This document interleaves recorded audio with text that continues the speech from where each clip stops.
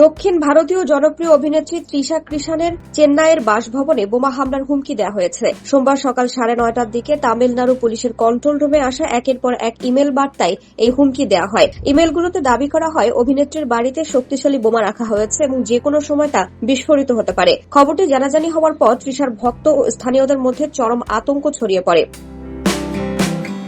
পরিস্থিতির গুরুত্ব বিবেচনা করে দ্রুত তৃষার চেন্নাইয়ের বাড়িতে পৌঁছায় পুলিশ ও বোম ডিসপোজাল স্কোয়াডের একটি বিশেষ দল। সঙ্গে নেওয়া হয় স্নিফার ডগ। পুরো বাড়ি এবং এর আশপাশ এলাকায় কয়েক ঘণ্টা ধরে তল্লাশি চালায় নিরাপত্তা বাহিনী। তবে দীর্ঘক্ষণ তল্লাশির পর সেখানে কোনো সন্দেহভাজন বস্তু বা বিস্ফোরক পাওয়া যায়নি। শেষ পর্যন্ত পুলিশ নিশ্চিত করে যে এটি একটি ভুয়া হুমকি বা হক্স কল ছিল। তৃষার ক্ষেত্রে এমন ঘটনা এবারই প্রথম নয়।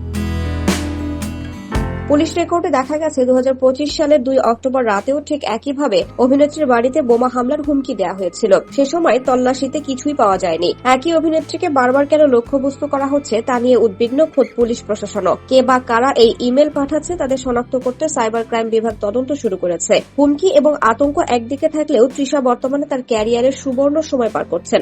মেগাস্টার চিরঞ্জীবীর বিপরীতে বিশ্বমভরা সিনেমা নিয়ে ব্যস্ত সময় কাটাচ্ছেন তিনি। বড় বাজেটের এই ফ্যান্টাসি থ্রিলার ছবিটি নিয়ে দর্শকদের মাঝে রয়েছে আগ্রহ।